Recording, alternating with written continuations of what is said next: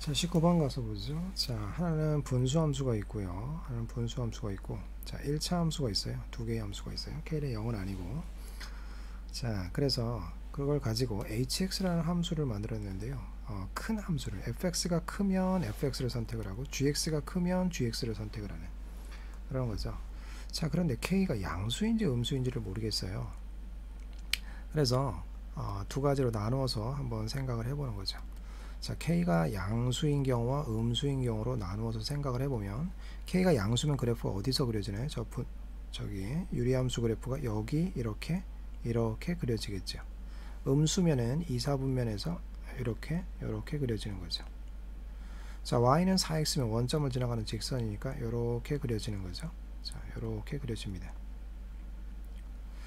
자, 요게 지금 gx고요. 자, 요게 y는 gx라는 함수고요. 자, 그 다음에 요게 y는 fx라는 함수죠. 자, 그런 상태에서 자, 이제 우리는 어떤 걸 선택을 해야 돼요? 큰 함수를 선택을 해야 돼요. 그죠? 큰 함수. 자, 그래프가 더 위에 있는 함수. 자, 이렇다면 요거를 선택을 해야 돼요. 요 구간에서는 얘가 더 위에 있으니까. 그 다음에 얘를 선택을 하고요. 자, 더 위에 있는 거를 선택을 하셔야 돼요. 자, 그러면 여기, 그렇죠? 요 구간에서는 얘를 선택을 해야 되고, 자, 그 다음에 요 구간 0은 아니라 했으니까, 자, 지금 보시면 요 구간에서는 요 함수를 선택을 하셔야 돼요. 자, 이 빨간 것이 바로 뭐가 되느냐? y는 뭐요? hx의 함수의 그래프가 되는 거예요. hx 그래프. 자, 이렇다라고 하면은, 자, hx 그래프가, 자, 위에 있는 그래프를 선택하시면 돼요. 얘를 선택을 해야 되고, 그 다음에 얘를 선택을 해줘야 돼요. 그죠? 얘를 선택을 해야 된다. 자, 얘도 이제 얘가 y는 hx가 되는 거죠.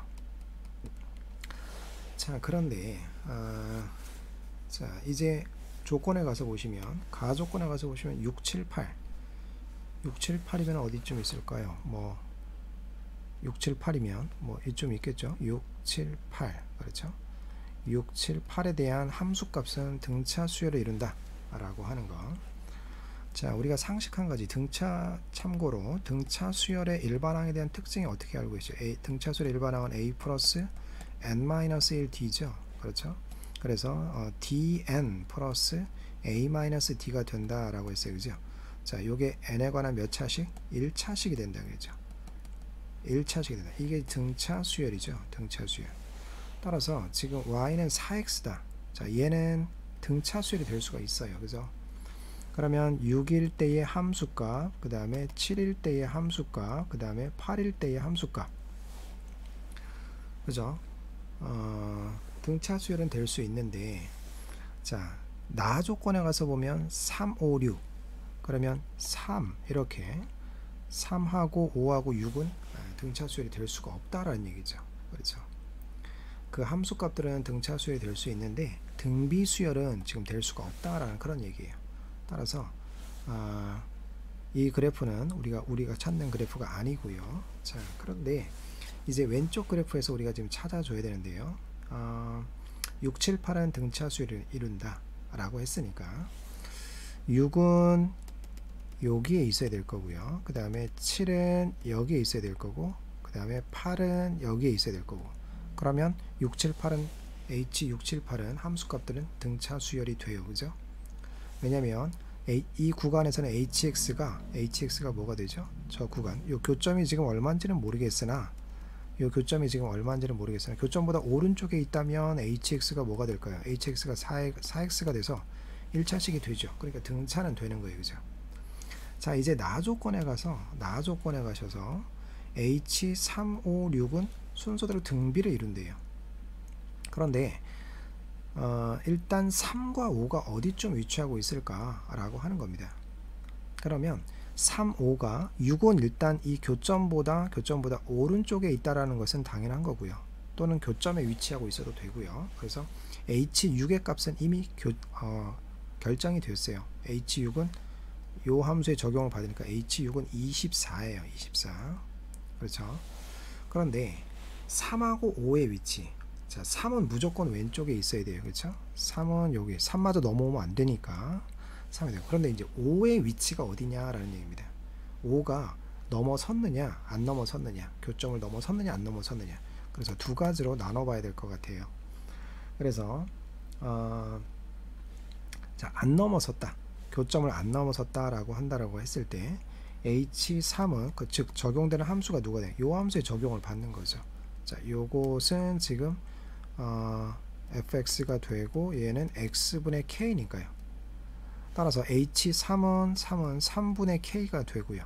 그 다음에 H 그 다음에 5도 넘어서지 않았다라고 생각하면 5분의 k가 되는 거죠. H6만 뭐가 되는 거예요? 24가 되는 거죠. 이들이 뭐가 되어줘야 돼요? 등비가 되어줘야 돼요. 그럼 얘가 등비 중앙이 되는 거죠. 등비 중앙. 자, 등비 중앙의 성질이 뭐죠? 자, 등비 중앙의 제곱이 나머지 두 수의 곱과 같다라는 얘기죠. 3분의 k 곱하기 24와 같다라는 얘기죠. 따라서 25분의 k제곱이 자, 지금 요거는 k가 지금 양수인 경우에 그죠? 양수인 경우였어요. 그죠? 요거는 k가 음수인 경우는 안 된다 그랬고요. 자, 여기가 얼마가 될까요? 8k가 되는 거죠. 그러면 k의 제곱이 여기 하면 200k가 되죠. 200k. 그래서 자, 이렇게 풀어주면 자, k제곱 마이너스 200k는 제로가 되어서 k를 묶어내고요. 따라서 k-200이 제로가 되는 거니까 따라서 k는 0이 될 수는 없으니까 200이 됩니다.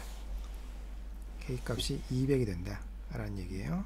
자, 이 경우는 어떤 경우죠? 지금 우리가 살펴본 경우는 3하고 5가 자, 교점을 넘어서지 않아서 자, 유리함수의 적용을 받는 경우죠. 자, 두 번째는 이제 H3은 자, 넘어서질 않아서 3분의 k의 적용을 받고 H5는 넘어서서 1차 함수의 적용을 받아서 H5는 자, 누구? gx 함수의 적용을 받으니까 20이 되는 거죠. H6은 24고요. 자, 이게 등비가 된다라고 하면 자, 등차 중앙 20이죠. 자, 20의 제곱이 3분의 k 곱하기 24가 되어서요. 그렇죠? 여기는 400이 되고 자, 여기는 8k가 되고 따라서 여기는 k 값이 얼마가 되느냐? k 값이 50이 됩니다. 50.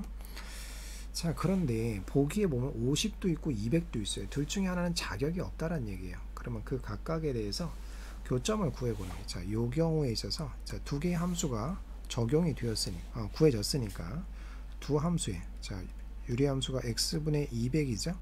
x분의 200이 되고 4x 진짜로 교점을 구해보는 거예요. 그럼 200이 되고 4x의 제곱이 되고 따라서 x제곱이 뭐가 돼요? 50이 돼요. 따라서 x는 루트 50이 되니까 루트 50이 되면 그 교점이 7.xxx라는 얘기예요. 자, 여기가 교점인데요. 그 교점이 7.xxx라면 우리의 이 생각은 맞지 않죠. 그죠? 7.xxx라면 3, 5, 6이 다 7보다 왼쪽에 있게 되는 거니까. 그렇죠? 그래서 요 경우는 첫 번째 경우는 맞지 않는다라는 얘기죠. 자, 두 번째 경우에 있어서 교점을 구해 보시면 자, k가 50인 경우니까 x분의 50과 4x의 교점을 구해 보시면 4x의 제곱이 50이 되어서 x제곱이 2분의 25가 됩니다. 그러면 x는 루트 2분의 5가 되어서 교점이 2.xxx가 됩니다.